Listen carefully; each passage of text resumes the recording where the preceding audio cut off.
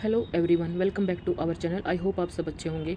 तो चलिए आज की वीडियो स्टार्ट करते हैं। आज की क्लास में हम देखेंगे कि कोशिका है क्या चीज़ और उसके बाद उसके क्या पार्ट हैं, ठीक है ना। आगे चलकर हम देखेंगे कि कोशिका के 3 गुण होते हैं। एक होती है उसमें प्लाज्मा झिल्ली, दूसरा होता है केंद्रक और तीसरा होता है कोशिका द्रव्य। इन सब के फंक्शन क्या क्या है, ये क्या काम करते हैं, ठीक है, वो सब देखेंगे। तो चलो उससे पहले थोड़े से आप ना एग्जाम्पल देख लो। देखो ये NCERT में दी गई पिक्चर है, मानव शरीर की विभिन्न कोशिकाएँ, ठीक है।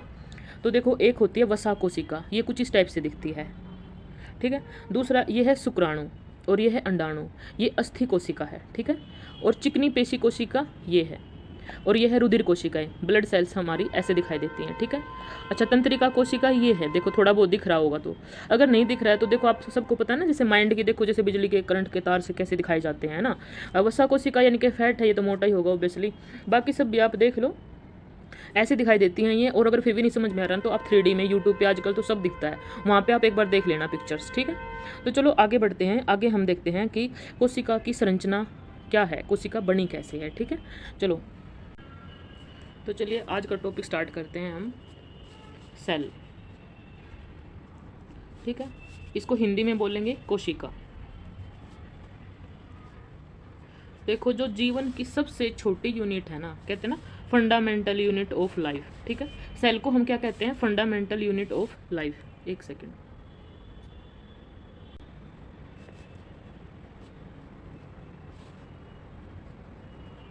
फंडामेंटल यूनिट ऑफ लाइफ यानी कि जीवन की आधारभूत इकाई। क्या, जीवन की सबसे छोटी या फिर आधारभूत इकाई,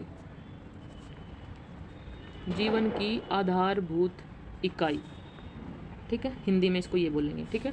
उसको क्या बोलते हैं हम, सेल या फिर कोशिका, ठीक है। देखिए जितने भी पहले क्या होता है, देखिए एक सेल होती है छोटी सी, ठीक है। फिर ये सेल, इसके अंदर जैसे ये है एक न्यूक्लियस, ठीक है। अच्छा, फिर इसी में इसके कई सारे पार्ट होते हैं सेल के। अब ये आप देख लो, फिर ये बहुत सारी सेल मिल करके क्या बनाती हैं, एक अंग का निर्माण करती हैं, मतलब पार्ट का निर्माण करती हैं। पार्ट किसका होगा, बॉडी का, बॉडी का पार्ट लगा लो, या फिर प्लांट में उनका पार्ट लगा लो, ठीक है, बॉडी पार्ट का निर्माण। फिर बहुत सारे बॉडी पार्ट मिल बन करके क्या बनते हैं, बॉडी बनाते हैं एक, ठीक है। देखो जैसे कि हमारे हाथ की लगा लो, जैसे एक सेल है, ये बहुत सारी सेल मिल करके जो एक ही टाइप का काम करती है। जैसे कि हाथ के जो भी काम है, जो भी काम हाथ के काम है, उसकी सेल्स इकट्ठा होकर के जो उस काम में माहिर है वो कहाँ चली जाएंगी, हाथ के पास, ठीक है। अच्छा, जो सेल्स हार्ट बीट या फिर हार्ट से रिलेटेड काम में माहिर है, वो सारी सेल्स कहाँ चली जाएंगी, हार्ट के पास चली जाएंगी, ठीक है। तो इस तरीके से सेल्स मिल करके एक बॉडी के पार्ट का निर्माण करती है और फिर उससे हमारी पूरी बॉडी बनती है। तो जीवन का आधारभूत इकाई हो क्या कभी, और ये सिर्फ मनुष्य में नहीं है, जीवन में जैसे पेड़ पौधे जंतु है, उनमें भी यही बात लागू होती है, ठीक है। मतलब जितने भी जीवित प्राणी हैं, फिर चाहे वो पादप जगत का हो, चाहे फिर वो एनिमल जगत का हो, पशु जगत का हो, और फिर मनुष्य जगत का हो, किसी का भी हो, ठीक है। तो सबसे पहले तो क्वेश्चन यही है कि लाइफ जैसे जीवन की सबसे छोटी कार्यात्मक संरचना या फिर इकाई किसको बोलेंगे, तो आप क्या बोल दोगे आंसर में, सेल बोल दोगे, ठीक है। अच्छा, फिर जो सेल है इसके अध्ययन को क्या कहते हैं, ठीक है। जब सेल के बारे में स्टडी की जाती है तो उसको क्या कहते हैं हम, उसको कहते हैं हम साइटोलॉजी, ठीक है, साइटोलॉजी बोलते हैं, ठीक है। ये क्वेश्चन पूछा जाता है कि जो सेल का अध्ययन है वो क्या कहलाता है, क्या कहलाता है, साइटोलॉजी, ठीक है। ये क्वेश्चन बनता है यहाँ से, रिपीट और बार बार रिपीट होने वाला क्वेश्चन है ये। अच्छा, सेल शब्द दिया किसने था, लास्ट क्लास में मैंने आपको बताया था, सेल शब्द किसने दिया था भाई, सबसे पहले रॉबर्ट हुक ने दिया था ना। लास्ट की क्लास में पढ़ा था हमने, रॉबर्ट हुक जो अपने उसमें गार्डन में काम कर रहे थे, फिर उन्होंने देखा था कि कैसे जो कार्बनिक एक पदार्थ है प्लाज्मा, उसका जो वृक्ष है, वृक्ष की छाल में जब वो देखते हैं ना, उसको नाम देते हैं 1665 में, ठीक है ना, याद आ गया होगा अभी, ठीक है। तो किसने दिया सेल नाम, रॉबर्ट हुक ने, ठीक है। अच्छा, फिर नेक्स्ट आगे बढ़ते हैं। अच्छा देखो, अब एक होती है सबसे छोटी सेल, एक होती है सबसे बड़ी सेल, ठीक है। ये क्वेश्चन बनता है। तो देखो जो सबसे बड़ी है वो कहाँ की है, जो हमारे माइंड है ना, तंत्रिका तंत्र की, ठीक है। हाँ, सबसे बड़ी कोशिकाएं कहाँ पर है, सेल कहाँ पर है, वो है तंत्रिका तंत्र में। कहाँ पर है, तंत्रिका तंत्र में। और जो सबसे छोटी है ना, सबसे छोटी वो कोशिकाएं हैं हमारी माइक्रोप्लाज्म ग्लेस्टोनिया में, ठीक है, माइक्रोप्लाज्म ग्लेस्टोनिया में, ठीक है। अच्छा, जो सबसे बड़ी कोशिका पता है कहाँ पर दिखाई देती है, क्वेश्चन बनता है शुतुरमुर्ग का जो अंडा है ना, शुतुरमुर्ग का अंडा, उसकी जो कोशिका होती है वो सबसे बड़ी कोशिका है, ठीक है, सबसे बड़ी कोशिका है। ये भी बार बार रिपीट होने वाला क्वेश्चन है कि सबसे बड़ी कोशिका कहाँ पर, ऑप्शन में एक ना एक ऑप्शन में आपको दे ही देगा उस तुरमुर्ग का अंडा, ठीक है। अच्छा फिर देखो जो कोशिका सिद्धांत है वो किसने दिया था, जो लास्ट में देखो एनसीईआरटी के बुक से जो मैंने पॉइंट कराया था उसमें बताया था स्लाइडेन और स्वान, ठीक है। चलिए अब कोशिका के बारे में कुछ बातें देख लेते हैं। देखो प्रत्येक जीव की उत्पत्ति किससे हुई है, कोई भी जीव हो उसकी उत्पत्ति किससे हुई है भाई, एक कोशिका से हुई है, ठीक है। तो उत्पत्ति किससे हुई है, कोशिका से हुई है ना, क्योंकि कोशिका सबसे छोटी सेल है ना। अच्छा देखो प्रत्येक शरीर का बॉडी पार्ट या फिर कोई सा भी अंग वो किससे बनता है, कोशिका से बनता है ना। तो ये हो गया इसका। और प्रत्येक कोशिका में जो एक खुद पे खुद बढ़ने वाली जो स्वाधीन इकाई होती है वो भी कोशिकाएं हैं, और ये खुद ही मिलकर के काम करती हैं, ठीक है। जैसे हाथ की कोशिकाएं बहुत बार बता चुकी हूँ मैं, जैसे दिमाग की सारी कोशिकाएं मिलकर के अपने तरीके से काम करती हैं, ठीक है। ये इनकी जो इंपॉर्टेंट बातें हैं यही हैं, ठीक है। अच्छा एक चीज़ हो रहा है, इनके कोशिका के बीच में क्या होता है, इनका एक केंद्रक होता है, ठीक है, एक क्या होता है, केंद्रक। अच्छा अब एक चीज़ देखते हैं, कोशिकाएं दो प्रकार की होती हैं, ठीक है। कोशिका होती हैं दो प्रकार की, एक होती है प्रोकैरियोटिक, एक होता है यूकैरियोटिक। एक होती है प्रोकैरियोटिक कोशिका, दूसरी होती है यूकैरियोटिक कोशिका।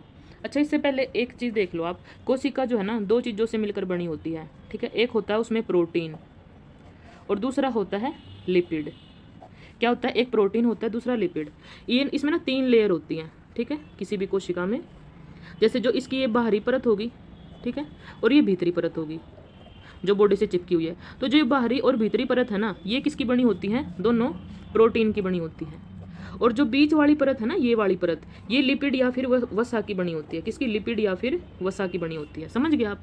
इसका काम ही क्या होता है, जैसे जो भी एनवायरनमेंट है हमारा, उससे आने वाली चीज़ों को, जैसे ये बॉडी है ना, ये अंदर से चिपकी हुई है, अब इससे आगे जो है वो हमारी बॉडी का पार्ट स्टार्ट हो जाएगा, ठीक है। तो इसका काम क्या है कोशिका का, कोशिका झिल्ली आती है, जैसे ये कोशिका झिल्ली बोलते हैं इसको। तो कोशिका झिल्ली का काम ही एक होता है कि हमारे जो पर्यावरण से कुछ ही चीज़ों को अंदर आने देगी बॉडी के, लाइक जैसे भाई क्या जा सकती है, ऑक्सीजन अंदर बाहर आ जा सकती है, ठीक है ना, या फिर कार्बन डाइऑक्साइड होगी, या फिर पौधों में जैसे जल लगा लो, ठीक है ना, उनके जो मूल तंत्र होते हैं ना, रोम होते हैं, उन्हीं के थ्रू पानी जाता है ना। ऐसे मतलब कुछ ही ऐसी चीज़ें हैं जिनको ये जाना अलाउड करेगी और कुछ को जाना अलाउड नहीं करती है, ठीक है। तो इसी वजह से इसको क्या बोलेंगे, जैसे आगे जाकर के हम पढ़ेंगे प्लाज्मा झिल्ली या फिर कोशिका झिल्ली, ठीक है ना, या फिर चयनात्मक या वर्णात्मक झिल्ली, इसके बहुत सारे नाम पड़ते हैं। तो चलो अभी थोड़ा मैंने इसके बारे में बताया, क्योंकि अभी हमें यहाँ पर ये देखना है जो प्रोकैरियोटिक कोशिका है ना, अभी आपने देखा ये प्रोटीन की बनी होती है, लेकिन जो प्रोकैरियोटिक कोशिका होती है, मतलब जो बिल्कुल पहले आई हुई कोशिका थी, उसमें ना तो न्यूक्लियस होता था, केंद्रक होता था, ये नहीं होता था, ठीक है, ना तो केंद्रक होता था, ना ही कोई आवरण होता था, ठीक है, ना कोई आवरण है ना फिर केंद्रक है, ठीक है। दूसरा यहाँ पर जो है ना ही कोई प्रोटीन है, हिस्टोन प्रोटीन नहीं पाया जाता था, ठीक है, एक हिस्टोन प्रोटीन मिलता है वो भी नहीं मिलता था, ना केंद्रक है ना आवरण है ना ही हिस्टोन प्रोटीन है इसमें। बस गुणसूत्र के नाम पर एक ही है, क्या मिलता है, बस डीएनए देखने को मिलता है इसमें, ओनली डीएनए नाम का गुणसूत्र होता है, बाकी और कुछ नहीं मिलता इसमें, ठीक है। अच्छा इसमें ये किस में मिलती है, ये प्रोकैरियोटिक कोशिका मिलती किस में, इसके एग्जाम्पल क्या है, एक तो है नील हरित शैवाल, एक तो है जीवाणु, ठीक है, जीवाणु या फिर बैक्टीरिया, वह दूसरा होता है नील हरित शैवाल, ये समुद्र में पाया जाता है, शैवाल है ये, नील हरित शैवाल, ठीक है। आगे आप देखोगे जाकर ये कितना इंपॉर्टेंट सवाल है, ठीक है, आगे बताऊंगी मैं आपको। तो इसके 2 एग्जांपल मैंने आपको दे दिए जिनमें प्रोकैरियोटिक कोशिका मिलती है, एक तो जीवाणु यानी कि बैक्टीरिया, और दूसरा नील हरित शैवाल। इन 2 में क्या मिलती है, प्रोकैरियोटिक कोशिका। प्रोकैरियोटिक कोशिका डिफरेंस कैसे हैं, उनमें ना तो हिस्टोन प्रोटीन मिलता है, ना ही केंद्रक मिलता है, ना ही आवरण मिलता है, सिर्फ और सिर्फ एक गुणसूत्र मिलता है, वो भी डीएनए मिलता है, ठीक है। चलिए अब नेक्स्ट ये डिस्कस करते हैं यूकैरियोटिक कोशिकाएं कौन सी होती हैं, ठीक है। यूकैरियोटिक कोशिकाएं, देखो जो यूकैरियोटिक कोशिका है ना, उसमें केंद्रक भी होता है, ठीक है, और आवरण भी मिलता है देखने को, केंद्रक आवरण जो झिल्ली से घिरा होता है, ठीक है। अच्छा जी, फिर इसमें जो है ना हिस्टोन और प्रोटीन दोनों देखने को मिलते हैं, हिस्टोन व प्रोटीन भी देखने को मिलता है, ओके। डीएनए भी होता है इसमें, ठीक है, और इसमें जो है न्यूक्लियस केंद्रिका भी देखने को मिलती है, इसमें सब मिलते हैं, ठीक है। तो ये ही डिफरेंस है इसमें, ठीक है। बस इसमें क्या मिल रहा था, प्रोकैरियोटिक में सिर्फ और सिर्फ डीएनए मिल रहा था, बाकी कुछ नहीं मिल रहा था, लेकिन यूकैरियोटिक में ये देखने को मिलते हैं। चलो एक बार लूस एंड सिन के डिफरेंस देख लेते हैं हम। चलिए स्टार्ट करते हैं। एक होती है प्रोकैरियोटिक व यूकैरियोटिक कोशिका में मुख्य अंतर, ठीक है। तो देखो ये है प्रोकैरियोटिक कोशिका और ये है यूकैरियोटिक कोशिका, और इसमें इनकी विशेषता और अंग बताए गए हैं। तो फर्स्ट देखते हैं, जो प्रोकैरियोटिक कोशिका है वो प्रोटीन तथा कार्बोहाइड्रेट की बनी होती है, ठीक है।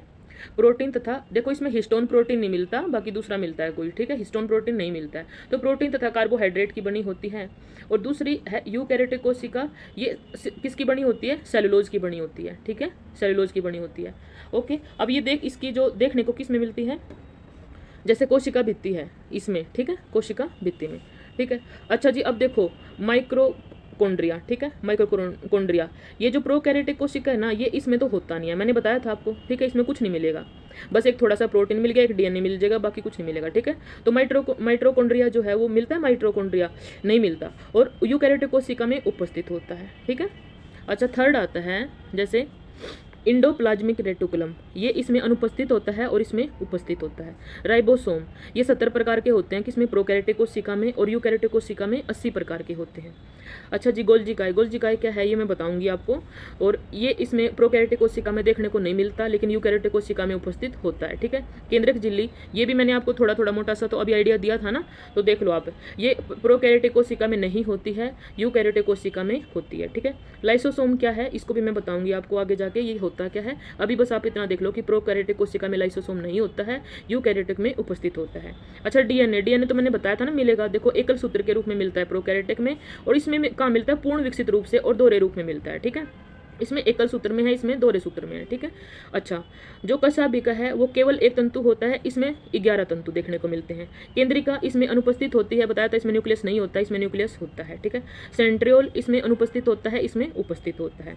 अच्छा, जो श्वसन यानी कि सांस लेनी होती है, ये प्लाज्मा झिल्ली के द्वारा सांस लिया जाता है, इसके द्वारा, और यहाँ पर किसके द्वारा लिया जाता है, माइट्रोकोन्ड्रिया के द्वारा। देखो, जब इसमें माइट्रोकोन्ड्रिया है ही नहीं, तो ऑब्वियसली ये किसके द्वारा लेगा, है, इसके द्वारा लेगा, ठीक है, हाँ, श्वसन माइट्रोकोन्ड्रिया के द्वारा लेगा, और ये किसके थ्रू लेगा, प्लाज्मा झिल्ली के, क्योंकि इसमें माइट्रोकोन्ड्रिया नहीं होता है, ठीक है।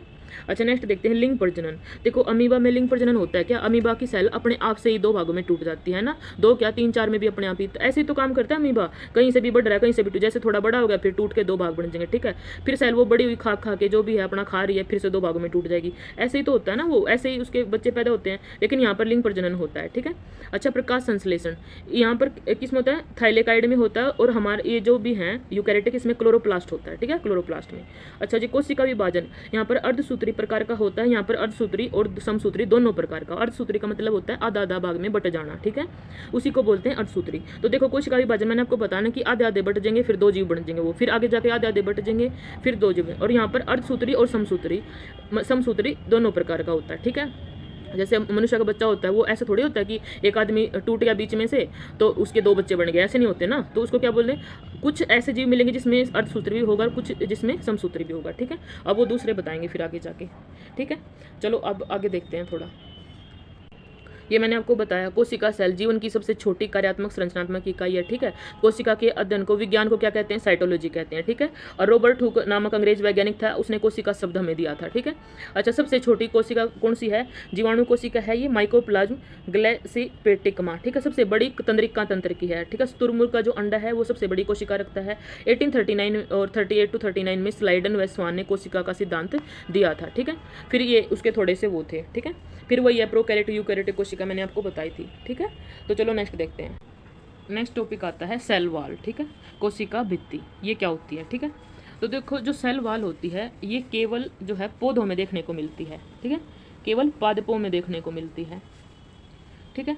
दूसरा, ये किसकी बनी होती है, ये सेलुलोज की बनी होती है, ठीक है। एक तो ये केवल पौधों में, केवल वर्ड है यहाँ पर, ठीक है ना, यानी कि जंतु में देखने को नहीं मिलेगी, केवल पौधों में देखने को मिलती है, और सेलुलोज की बनी हुई होती है, ठीक है। अच्छा, इसका काम क्या है, सेल भित्ति का यानी कि सेल वाल का काम क्या है, देखिए, वाल मतलब दीवार, ठीक है ना, जो किसी भी सेल पर जो है दीवार की भांति चिपकी हुई है, ठीक है। तो ये काम, देखो, दीवार क्या करे, निश्चित आकार में रहेगी ना भाई, तो इसका काम है कि निश्चित आकार बनाए रखने में मदद करना, किसको, सेल को, ठीक है। तो जो है सेल को निश्चित आकार में रहने के लिए मदद करना इसका काम होता है, ठीक है ना, हेल्प करना इसका काम होता है, किसका, सेल वाल का, ठीक है। दूसरा पॉइंट आता है सेल मेम्ब्रेन, ये होती है सेल मेम्ब्रेन, ठीक है। मैंने अभी आपको बताया भी था लास्ट क्लास में कि ये जैसे 2 चीज़ों की बनी होती है, एक होता है लिपिड और दूसरा होता है प्रोटीन, ठीक है, लिपिड और प्रोटीन। तो इसकी ना जैसे 3 परतें होती हैं, ठीक है, ये है, ये जैसे बॉडी के टच में है तो ये भीतरी परत है और ये बाहरी परत है, ठीक है। ये दोनों परतें किसकी बनी हुई हैं? प्रोटीन की बनी हुई हैं। और जो अंदर वाली परत है ये वसा की या फिर लिपिड की बनी होती है, वसा या फिर लिपिड की बनी हुई होती है, ठीक है। तो ये एक अर्ध पारगम्य झिल्ली है, इसका नाम क्या है? अर्ध पारगम्य झिल्ली, ठीक है। इसको अर्ध पारगम्य झिल्ली भी बोलते हैं, कोशिका झिल्ली भी बोलते हैं और सेल मेम्ब्रेन भी बोलते हैं। इसका काम क्या होता है? इसका काम क्या है भाई? इसका काम है जो बाहरी पर्यावरण और जो जैसे ये बाहर का हमारा एनवायरनमेंट है और ये है हमारी बॉडी, तो इसके अंदर और बाहर जाने वाली वस्तुओं पर नज़र रखना, ठीक है। अंदर बाहर जाने वाली वस्तुओं पर नज़र रखना, ठीक है। मतलब ये डिसाइड करेगी कि कौन सी चीज़ अंदर क्या अंदर जाएगा और क्या नहीं जाएगा, ठीक है। लाइक ऑक्सीजन हो गया, कार्बन डाइऑक्साइड हो गया, ठीक है। अच्छा, विसरण के थ्रू जो है हम ये पानी लेते हैं, ठीक है, पानी लेते हैं, ये सब अंदर कैसे जाएंगे और क्या काम करेंगे, तो ये सब कौन डिसाइड करेगा? सेल मेम्ब्रेन डिसाइड करती है, ठीक है। इसको हम चयनात्मक झिल्ली भी बोलते हैं। क्यों? क्योंकि ये चयन करती है कि क्या अंदर जाएगा क्या नहीं जाएगा, ठीक है। तो इसीलिए इसको चयनात्मक झिल्ली भी बोला जाता है, ठीक है। इसका मेन काम बस यही है, देख लो, ठीक है। तो मतलब मुख्य पदार्थों को अंदर और बाहर जाने पर कंट्रोल करती है, जिसको भेजना होता है उसी को अंदर भेजेगी, जिसको नहीं भेजना होता उसको नहीं भेजेगी, ठीक है। अच्छा, थर्ड आता है सेंट्रोसोम। अभी बताया था ना सेंट्रियोल, मैं कह रही थी आपको कि बताऊंगी मैं, ठीक है। सेंट्रियोल, तारक काय या फिर सेंट्रोसोम, ठीक है, तारक काय या फिर सेंट्रोसोम। अच्छा, इसकी खोज किसने की थी? बोबेरी ने खोज की थी इसकी, ठीक है। इसकी खोज की थी बोबेरी ने, ठीक है। अच्छा, अब ये क्या है? सेंट्रोसोम है क्या? देखो, ये जो है ना, जैसे कि किसी भी ये, हाँ, एक इम्पोर्टेंट पॉइंट ये है कि ये केवल जंतुओं में पाया जाता है, पौधों में नहीं पाया जाता, केवल जंतुओं में मिलेगा। दूसरा पॉइंट क्या है कि जैसे कि 1 या 2 कण वाली संरचना होती है इसके अंदर, ठीक है, 1 या 2 कण वाली संरचना होती है और उसी को क्या बोलते हैं? सेंट्रियोल बोलते हैं, ठीक है, सेंट्रियोल बोलते हैं। जो समसूत्री विभाजन होता है ना भाई, जो समसूत्री विभाजन होता है वो होता क्या, मैं आगे बताऊंगी आपको, उसमें ये ध्रुव का काम करता है, ठीक है, उसमें इसका इंपॉर्टेंट रोल होता है समसूत्री विभाजन में, ठीक है। अभी तो मोटा मोटा सा आप देख लो कि किसको क्या बोलते हैं, ठीक है। चलो अब राइबोसोम की बात कर लेते हैं। राइबोसोम क्या होता है? अब राइबोसोम है क्या? देखो, ये ना प्रोटीन की फैक्ट्री है, प्रोटीन फैक्ट्री। मतलब प्रोटीन बनने का काम कहाँ पर होता है? राइबोसोम में होता है। आपसे ये क्वेश्चन में पूछा जाएगा कि प्रोटीन की फैक्ट्री किसे बोलते हैं, फिर प्रोटीन का निर्माण कहाँ होता है, तो वो किस में होता है? राइबोसोम में होता है, ठीक है। RNA यानी कि राइबो न्यूक्लिक एसिड, ठीक है, राइबो न्यूक्लिक एसिड होता है इसमें, राइबो न्यूक्लिक एसिड, ठीक है। अच्छा, अब देखो इसका काम आपने देख लिया, ठीक है, प्रोटीन का निर्माण करना होता है, प्रोटीन की फैक्ट्री है ये, ठीक है। अच्छा जी, अब देखो इसकी खोज किसने की थी? 1953 में 1953 में रॉबिन्सन व ब्राउन ने, ठीक है ना। कहाँ पर की थी? पादप में की थी, मतलब पौधों में की थी। कहाँ पर की? पादप में। 1953 में रॉबिन्सन और ब्राउन ने 1953 में पादप कोशिका में, और ठीक है। अच्छा, अब फिर जो बात आती है, देखो ये तो प्रोटीन तो हम मनुष्यों में भी देखने को मिलता है, ठीक है। तो वहाँ पर इसकी खोज की थी GE पैलाडे ने, GE पैलाडे ने खोज की थी इसकी, ठीक है, 1955 में। कहाँ पर?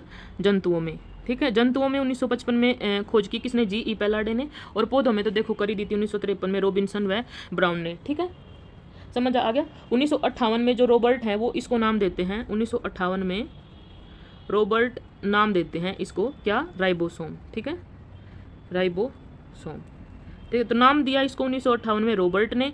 जंतुओं में ये मिला किसको? 1955 में GE पैलाडे को। अच्छा, पौधों में किसको मिला? ये रॉबिन्सन और ब्राउन को 1953 में, ठीक है। इसका काम क्या है? प्रोटीन की फैक्ट्री है। इसमें RNA मिलता है, राइबो न्यूक्लिक एसिड। कब?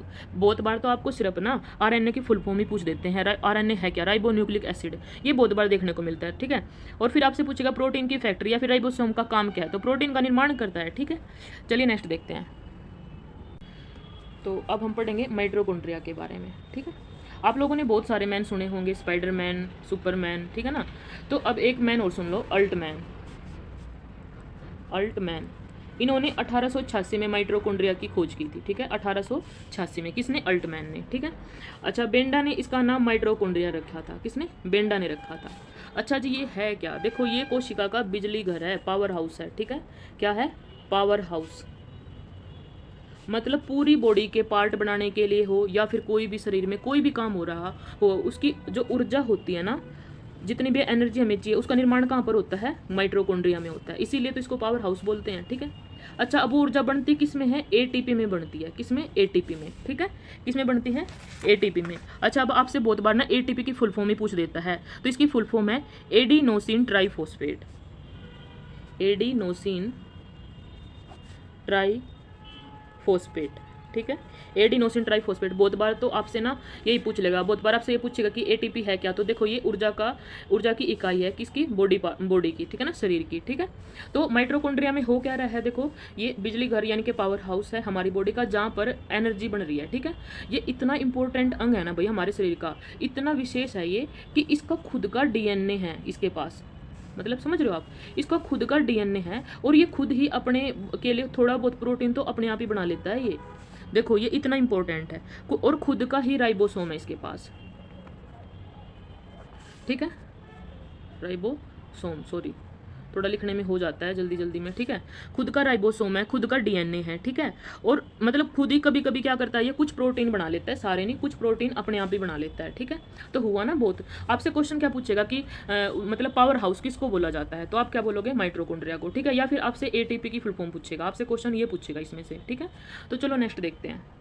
नेक्स्ट आता है एंडोप्लाज्मिक रेटिकुलम या फिर अंतःद्रव्य जालिका। ठीक है, एंडोप्लाज्मिक रेटिकुलम या फिर अंतःद्रव्य जालिका। देखो ये है क्या? एक जाल होता है नालिका और पिटों का। देखो ये तीन तरह की होती हैं। एक तो होती है लंबी नालिका। ठीक है, लंबी नलियों जैसी दिखाई देगी। ठीक है, अच्छा दूसरा ये गोल भी दिखाई दे सकती हैं। ठीक है, एक तो लंबी होगी, एक गोल दिखाई देगी, और तीसरा ये आयताकार भी दिखाई दे सकती हैं। ठीक है, आयताकार। ये तीन टाइप की होती हैं। ये क्या होती हैं? पुट्टिकाएं होती हैं। ठीक है, पुट्टिकाएं होती हैं। एक गठड़ी मान लो, पोटली मान लो आप, इसका काम क्या है मैं अभी बताऊंगी आपको।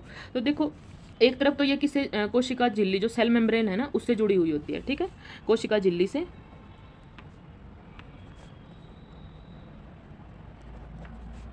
ठीक है, एक तरफ ये कोशिका झिल्ली से जुड़ी हुई होती है और दूसरा कोशिका कला से जुड़ी हुई होती है। ठीक है, कोशिका कला से। ठीक है, तो अब इसका काम क्या है? देखो ये जो भी है ना एंडोप्लाज्मिक रेटिकुलम, ये दो प्रकार की होती हैं। एक तो होती है RER। ठीक है, और दूसरी होती है SER। जो RER है वो खुरदरी होती हैं। ठीक है, खुरदरी होती हैं। ठीक है, खुरदरी अंतःद्रव्य जालिका। ये खुरदरी होती क्यों है? क्योंकि इन पर ना राइबोसोम लगा होता है। क्या लगा होता है? राइबोसोम। ठीक है, क्या लगा होता है? राइबोसोम लगा होता है। अब राइबोसोम क्या कर रहा है भाई? अभी मैंने आपको बताया था प्रोटीन बनाने का काम कर रहा है, प्रोटीन को संश्लेषित कर रहा है। ठीक है, तो अब जो प्रोटीन का संश्लेषण हो रहा है ना RER में, ये ER के थ्रू बॉडी पार्ट तक पहुंचाया जाता है। ठीक है, ER के थ्रू बॉडी पार्ट तक पहुंचाया जाता है। दूसरा होता है SER। ठीक है, ये होती है चिकनी अंतःद्रव्य कोशिकाएं। ठीक है ना, ये होती हैं चिकनी अंतःद्रव्य कोशिकाएं। ठीक है, अच्छा ER का काम क्या है? देखो ER का काम ये है कि जो भी कोशिका द्रव्य है ना, कोशिका का द्रव्य, उसके विभिन्न क्षेत्रों के मध्य क्या है? प्रोटीन पहुंचाने का काम करती है। प्रोटीन पहुंचाने का काम इसकी जो ये नलियां है ना इन्हीं के थ्रू होता है। जब कोशिका द्रव्य तक हमें प्रोटीन पहुंचाना है तो कैसे होगा? ER जो एंडोप्लाज्मिक रेटिकुलम की जो नलियां हैं इन्हीं से होकर के प्रोटीन पहुंचेगा। ठीक है ना, अब आप समझ गए।